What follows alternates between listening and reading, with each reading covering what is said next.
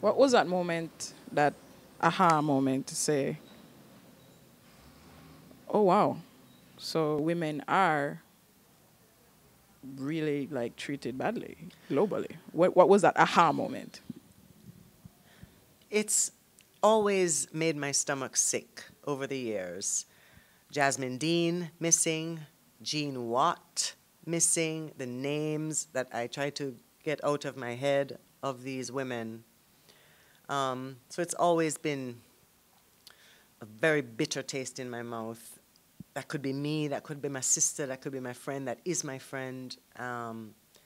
And the aha moment for me to be this amplified with these kinds of topics was actually when George Floyd was murdered, and Black Lives Matter had this, big outpouring, and the internet, the world, a lot of people, a lot of well-intentioned brown skin, white skin people did not know this, or don't know this is happening in the world.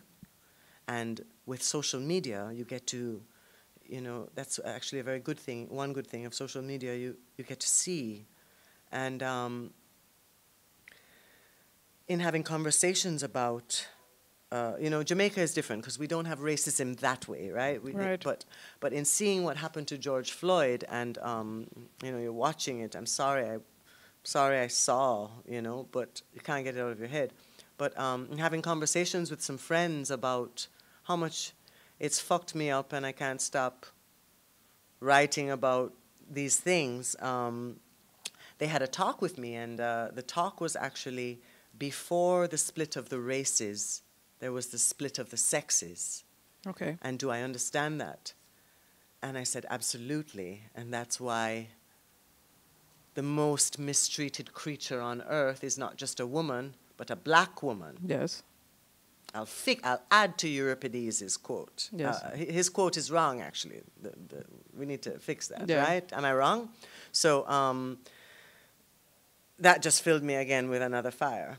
And I am a very intense, extreme, and I tend to be a bit macabre.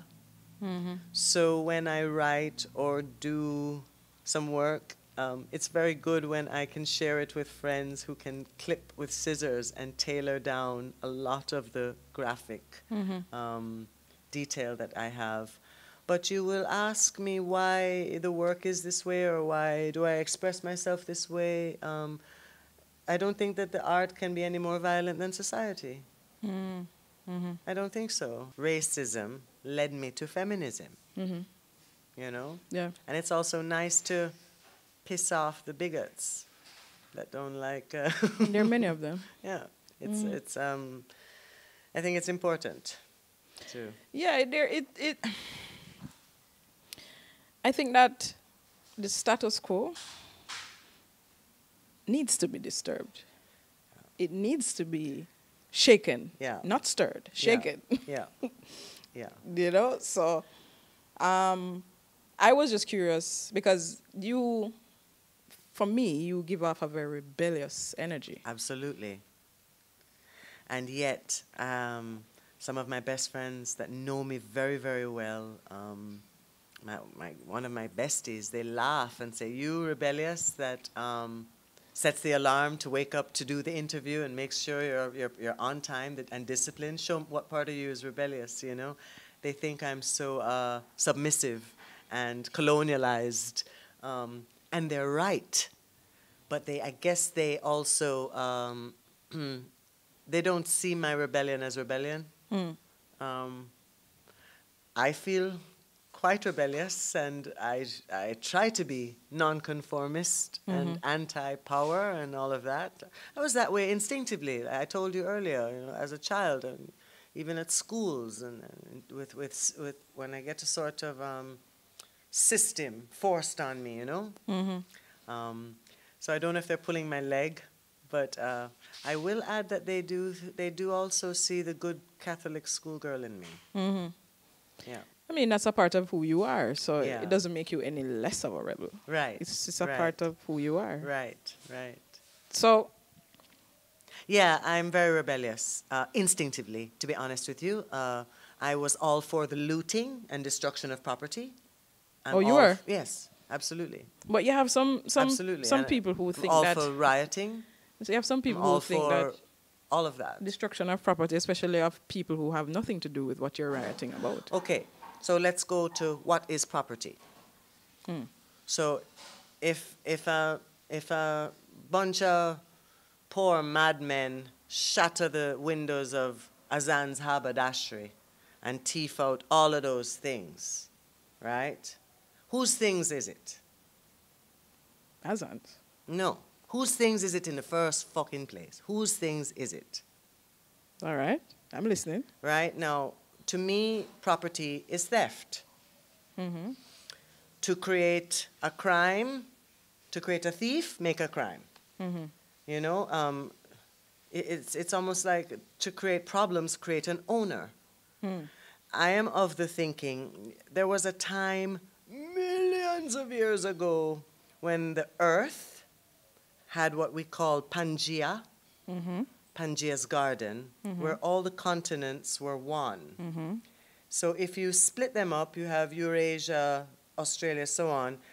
This is what happened over time, the Platonics. But if you put them together, they fit like a puzzle. So imagine I want to go to Canada. Me and you want to go to Canada now. We just walk across, right? Because there's no water. It's one.